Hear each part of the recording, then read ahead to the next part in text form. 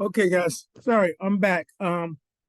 Basically we lost power and the Zoom failed, and so yeah, I had to re-record. So we got two parts here. Okay. So I think we're talking about just our next podcast coming up on Tuesday. So we have a new entrepreneur we're going to be talking to, new set of questions that we're going to be going through. Again, if there's someone or anyone who's going to have a time challenge, just reach out to me. We're all professionals. We understand things come up, and we'll figure it out. Okay. All right. So let's get at it. So let's talk about opportunities for the week. We talked about I talked about the link that is now everyone has this link. I am I'm tasking you. All right. Month one we started is in October is over. We're now in month two. Okay. So two deals are dead, one's alive. I'm supposed to be actually going to view this property either today or tomorrow to see what progress has been made since I was there last. I mentioned to you that the this was gifted to me, basically. Fell in my lap. My landlord, not my landlord, but my mailman's mother passed away, and he is interested in working with me. He likes the model. Him and his contractor were in there about 3 weeks ago, getting it to my specifications. So goal is for me to go through either today or tomorrow to see how far we're away from our deadline of the 15th. So far, a couple people show some interest in it, and we'll go from there. Also saw a property yesterday, not yesterday, but on Thursday, and this is my takeaway for all of you. Don't fall in love with the property. Don't fall in love with the property. Don't fall in love like I did with the property. I fell in love. I was so excited, y'all. We're walking to this property. I said, babe, we got to get OC on the line immediately. So immediately we FaceTime OC. And I'll see if he was here. He would tell you, man, I was excited. Now, the reason I was so excited is because I had gone from the way a property should look. Let me see if I pull up these pictures. Where a property should look. All right, beautiful. Like there's 4 bathrooms in this joint. Two private baths. I'm saying two suites, rooms attached to a private bath. Total of 6 rooms, with the possibility of getting 8 rooms. I was in love with this. However, as I mentioned to the property manager, after my wife talked to me when we drove home, babe, it's not a formula. Babe, it's not a formula. Yvonne, you sure? Yeah, babe, it's not a formula. So I go home because my wife is rarely wrong, and I ran the numbers. And this is the email I ended up sending to the landlord. I'm going to kind of have you guys hear me out. This is the email I sent to him.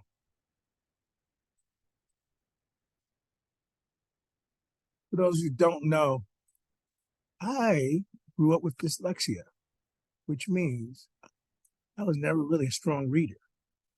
So I use a lot of technology in my life. Good morning, Joe.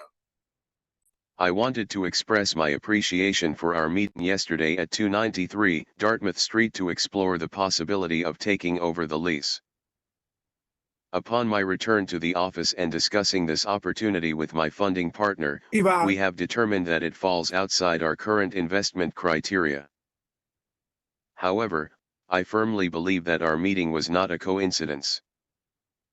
While it might not be the right fit for this particular deal, I sense that the universe has brought us together for a purpose, potentially a future collaboration. Let me provide some insights into our investment criteria. Depending on the low or high season, our clients typically spend between $1,000 and $1,400 for a monthly stay. Given that we are currently in the low season, our calculations for 293 Dartmouth Street are American Samoa follows. If the property has 6 beds, our maximum lease rate is $2,400 at a 40% occupancy rate. okay, hold on now. I want you guys to understand these numbers. Where are they coming from? We're saying that 6 beds times $1,000 is $6,000. Take 40% of $6,000. The maximum we're going to pay is $2,400. This guy wanted $4,500. Couldn't do anything with that, y'all. $4,500. Even if we could get two additional bedrooms out of that to bring it to 8 bedrooms, that's still well below. Well, let me keep going. If the property has 6 beds, our maximum lease rate is $2,400 at a 40% occupancy rate. With 7 beds, the maximum we can offer is $2,800. For 8 beds, our buy box extends to $3,200. Although this specific opportunity doesn't align with our criteria, we are very interested in the potential of working together on future deals. You can explore some of our previous successful collaborations by following this link. Looking forward to future possibilities. Kind regards, Earl P. McRae. So, guys, here's the thought. What if I had 3 beds? What if I had 3 beds? That would be 3 beds times $3,000. 40% of $3,000 is $1,200. That's the maximum we're going to spend. So, my friends, when you're going out sourcing properties, you got to have a similar thought. Now, these numbers may change for you, especially if your numbers on your furnish finders tell you that your traveling nurses, who are typically going to be there for 30 days or longer, are willing to spend less or more than this range. In Rochester, this is the range, $1,000 to $1,400. In Maryland, it may be different. In Virginia, it may be different. In North Carolina, it may be different. I know this is a bit of a departure from what Coach was teaching us. But what Coach is teaching you and what I'm teaching you ain't even close to being the same things. I'm trying to keep your occupancy as high as possible. All right? We all have understandings that Coach kind of does it a little differently. His way may work, but his model is not the model that I'm trying to get you guys to adopt, because I want you guys to be in the game for the long term, the duration. I've seen a lot of people come and go on Coach's platform for a variety of reasons. Most of them had to do what's in between their 2 ears. So I suggest that, the right mindset and the right skill set is going to give us the right asset. Ultimately, that's what this is all about. All right, so I'm just going to basically, if I wasn't pre-recording this, I would take questions, but rewind this if you need to, if you need clarification. So our opportunities, just to wrap this up, get out of this, don't need this. All right, so our opportunities for the month of November, right now, they're at nil. They're at nil. I need you guys to go out and bring some opportunities to the table. Let's get after it. Let's go for it. Okay? Next. Okay? All right, this is our featured conversation for today, right? Week ago, we talked about the sample lease. In the sample lease, we talked about all these bullet points that you guys have access to: the rent and the terms, security deposit, appliances and furnishings, no oral agreements, warranties and habitability, loss or damaged property. We went through all of that. If you don't remember, just simply go to last week's video. We also got into the addendum. We spoke at length about, there can't be any verbal agreements. If there's any shifts or changes, they need to be specified in the addendum. Okay? If you don't use our lease, you need to use this addendum. Some more established landlords are not going to want to deviate from what they've already done. No problem, no worries. Just use this addendum. Make sure you're covered. Okay. What we did not get into is the last item that I'm going to talk about for the next maybe 10 minutes is the JV agreement. The JV agreement is the key on you being able to not only scale up using other people's property, i.e. rental arbitrage, but using other people's money, i.e. using alliances. So here's the JV agreement in a nutshell. And I'm not going to allocate more than 10 minutes to it, because the way you're going to actually learn how to use it is you're going to get involved with an agreement. All right. For those of you guys who are not in alliance with McCray, this is the first time you're seeing this. So I'm going to go through line by line. Okay. All right. And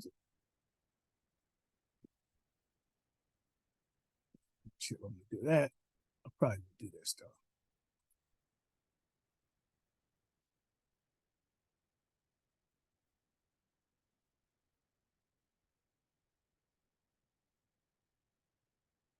One investor name hereafter known as investor, invested, 90% of setup costs $7,637 equals $6. Okay, so first of all, want to make sure we get this. The investor, all right? So there's the primary investor, and then there's the JV investor. The primary investor is always the person that finds the deal and is putting all of this together, okay?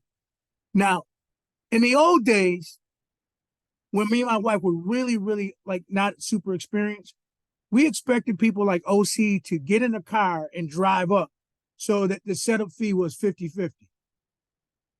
Yo, that's not realistic, y'all. That's not realistic. Now, if you live in the same city, that might be realistic, but that's not realistic. So because there's going to be an equity in the setup of most of our deals, my recommendation is the JV investor, all right, is not going to be able to leverage his time or his equity in terms of muscle. So he needs to leverage his equity in terms of money. So the JV investor is going to invest 90% of the setup costs, and the gentleman or the lady that finds the deal is going to contribute 10% of that. Now, what is the setup cost? Well, the setup cost, as we're going to go through and covers, the acquisition of the property, the furnishing of the property, the locks and the security of the property. We'll go through all of that though. And so whatever that 90% of that cost is, in this case, this cost was a little bit over $7,500. So they would come up with, a little north of $6,500. That would be their contribution to the setup cost. I am not like giving you guys a Bible of how you will do it or should do it. This is just what I've learned over the 2 years is the most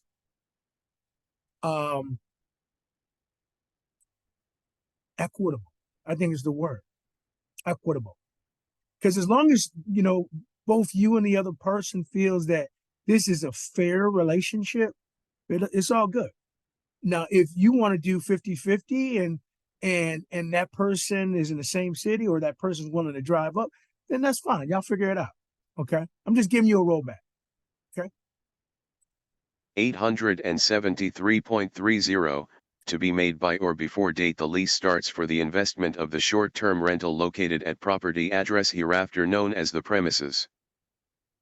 2. The life of the agreement is 1 year. If the lease is renewed, the investor may elect to continue in the agreement or sell their equity to another investor upon the approval of the superhost community. So here's the deal, guys. Typically, if the deal is sweet, you're not going to do 1 year. You're going to keep it going. And so, but there's situations that come up in life. My only ask when I do these agreements is that it's someone that knows if you choose to sell your equity to someone else, it's got to be an insider. It can't be somebody from the outside. Okay. So one of the things that we will start doing, having conversations around, is around very similar to what I did for Coach for many, many years, as you guys know. I referred people to his platform, and he paid me a finder's fee. And as I want this platform to grow, I'm wanting to do the same thing for you guys. If you find someone that wants to be a part of our Superhost community, and you refer them, I'm going to give you a finder's fee as well, because the more people that we have, our database and our bank of available properties go up. That just makes sense. Okay, so let's keep going. If the lease is renewed, the investor may elect to continue in the agreement or sell their equity to another investor upon the approval of the superhost community. 3. Payouts will be real-time using the Airbnb automated system. 4. Expenses will be split 50-50 paid monthly using Apple Pay, Venmo, Zelle. Lease payments will be sent out between the 15th and the 30th of month to ensure that late fees are avoided. The difference for the payments made. Let me say this. If you have not experienced it, a late fee, typically some people do $100. Some people do $50. If you can get your stuff out to your landlord in advance, auto pay, go ahead. Not everybody can do that, because this is a business. Cash flow is really the issue for some of us. But as long as you have a connection with your landlord and you articulate what's going on, even if you start having some challenges, because we're talking low season, and completely transparent. I had 3 properties on my books last year that were complete dogs that I got rid of. And I had to have conversations with my landlord saying, hey, my occupancy sucks. I'm going to be late with the rent. And because I was so candid and transparent, they were willing to work with me. Now, this is before I knew what I knew, and we had no phase strategies that back in the day. So I was operating based on what Coach was giving me, and what he was giving me, I had to make tweaks. I had to make some changes. So I say that to say, just be very candid with your landlord if something is happening, so that you guys can work through it together. All right, keep going. The difference for the payments made for the utilities power/Wi-Fi versus the payments made for the cleaning fee/handyman fee/property management fee, grounds maintenance, purchase and restocking supplies, will be sent to the Alliance member with the higher expenses paid out for that month. 5. Exit clause. Okay, so you guys are going to see this a little bit when we get into roles and responsibilities.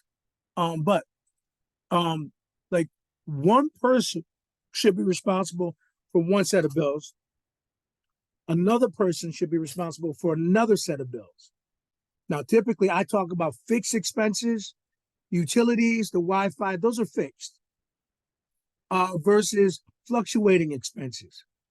Yard care, snow removal, purchase and restocking of soap and water and and paying the the ladies that do our turnovers. Those expenses vary based on what's going on. So at the end of it, one person may be spending $50. I'm just throwing that number out, and one more person might be spending $150. So the difference between those two expenses is $100. So that $100 difference needs to be paid to the other team member, so that we have equity. So at the end of the day, person A is paying 100, person B is paying 100. So we pay a combined of 300. Each person should be paying 150. If we have a combined of 400, each person should be paying 200. Now, it's as simple as I'm trying to make that. I know somebody will complicate it. Don't complicate it. Keep it simple. Keep it simple. Okay? Well, we're exit clause, right? 5. Exit clause. Should your funds for the lease not arrive timely, they will be deducted from the next payout. If payouts are used to cover additional funds more than once, you will be removed from the investment. Should you have to be removed, you may elect to sell your equity to another investor who is also in the academy. Okay. All right, let me just clean up that language because of the reality. As you guys know, we're no longer calling this an academy. We are calling this the Superhost community. Yeah.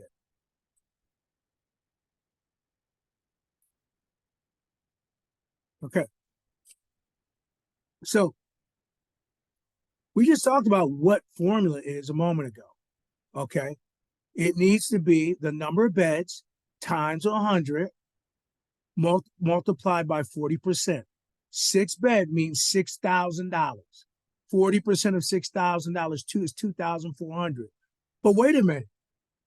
What if the lease is 3,000?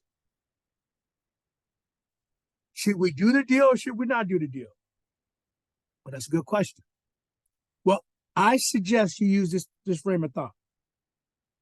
If the deal is plus or minus $350, plus or minus $350 makes the difference of whether you do the deal. So if I have a lease of $3,000 and it's 6 beds, and I'm only supposed to be spending $2,400, that's a difference of $600. I would walk away. I wouldn't do it. If this is, are you guys tracking? I hope this is making sense. I hope it's making sense. So plus or minus $350 is what you will put you in the best possible position to win. Okay? Same deal. 3 beds. See, I had 3 beds. I'm supposed to be spending $1,200. But say they told me the rent was $1,500. But that's a difference of $300.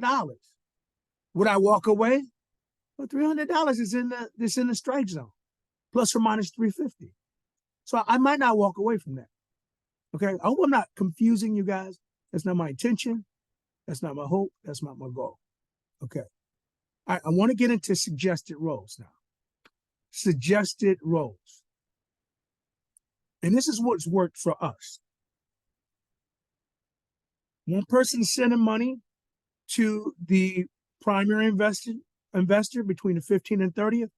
The primary investors is getting that out by the 1st, the whole amount. It's not like one person is sending half of their money and the second person is sending the landlord the other half of the money. You're not doing that. One point of contact, the primary investor pays the landlord. All right. The JV investor pays the primary. JV investor responsible for the utilities and the Wi-Fi. Okay. Primary investor responsible for your management company. Okay. We have a management company. They're basically, buying things and restocking things. You may be the management company. I don't know. Give yourself a price. Okay. when we were running around doing everything, we didn't know any better. OC came up like, man, y'all doing too much. That's really not sustainable. And he was right. And we made shifts. Okay. The JV partner is paying the Wi-Fi. The primary partner, you probably have a handyman. You need a handyman. You need somebody who's available who can come out when that toilet is clogged, or when that light switch is broken, or when that blind needs to be replaced. Because folks do damage your stuff. And we talked about this. We don't bother our landlord about broken windows or about broken light bulbs. We talk about system things, systems. Heat's not working, give them a call. Smell natural gas, give them a call. The roof is leaking, the plumbing is leaking, give them a call, or her, him or her. Okay, JV partner. We make this rule. If you partner with me, if you're out of town, you got to be committed to visiting once a year. I said twice, but I'm realistic. At least once a year, you got to be committed. And if you're local, y'all take turns with the trash cans. Primary, you're gonna have to call Airbnb when there's issues, and you will pay the cleaner. Again, these are suggestions. You might want to do it differently. Create and update listings. I want to actually update that right now. I want to copy that, because the truth of the matter is the primary person should probably do that. But update weekly phase strategy. Update weekly phase pricing strategy.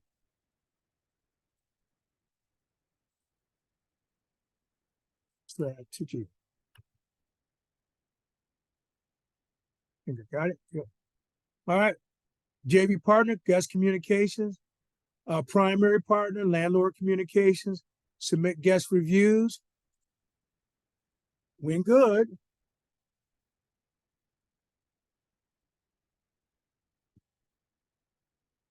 But when they're bad, let the primary do that, especially because there might be some damages.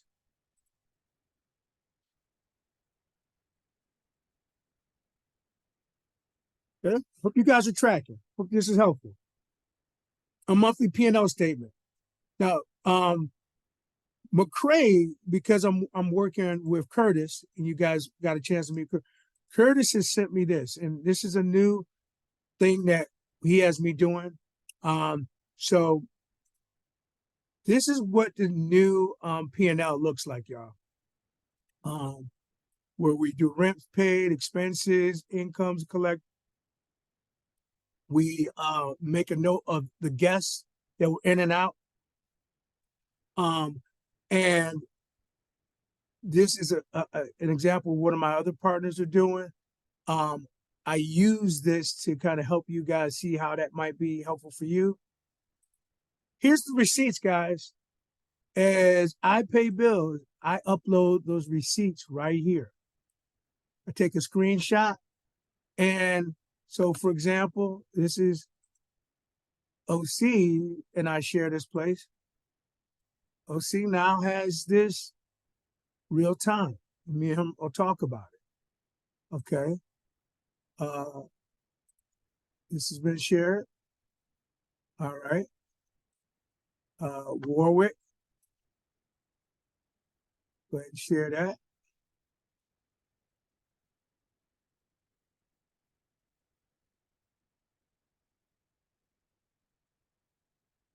Reynolds.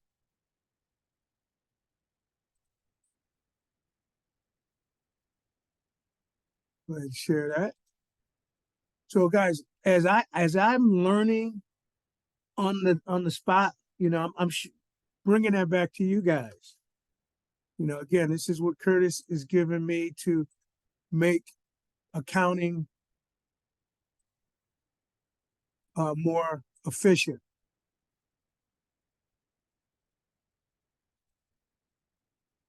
And there it is. Looks like I already have. Okay, cool beans. I think I'm done with the JV agreement. Am I? Hold on. So I didn't want to keep you guys long. Oh, no, I'm not done. Let's get through the rest of it. Okay. So monthly P&L, JV investor signature, primary investor signature. Now, here's the projected expenses, guys. Let's talk about those. So, we're all, if those who have never done one, know what to expect. There's going to be an upfront cost of acquiring the property. Typically, the number that you put down for your security deposit is the number you have for your rent. So if it's 15, you each are putting, give me a moment. Looks like you each are putting in, I'm sorry, got distracted by check-in. So that total acquisition cost is 3,000. Smart locks have to be purchased for the front door, deadbolts. They don't have to be smart locks, but I would recommend it just based on our experience. Deadbolts have to be purchased. Interior locks have to be purchased. The temperature cover, thermostat cover needs to be purchased. And I gave you some Amazon link. That's not spicy for thermostat. Thermostat cover for thermostat.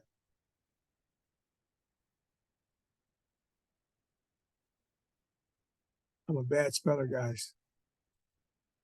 So, all right, I'll figure it out. Hold on. Probably right here. Yeah, thermostat lockbox. Why am I being so simple? Thermostat lockbox. That's what it's called.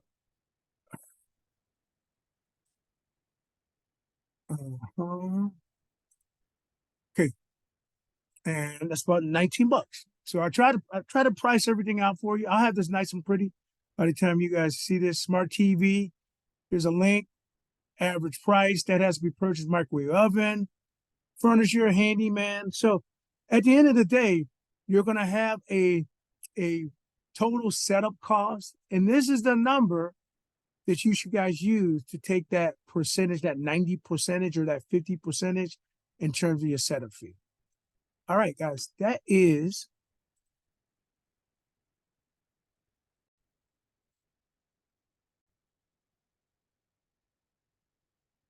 feel like that's all that I wanted to share with you guys. And I hope everybody's well. And I hope this session was helpful for you. And let's do it up. Round 2, Tuesday night, 7 p.m. Episode 2. Level up. Talk to you guys. God bless.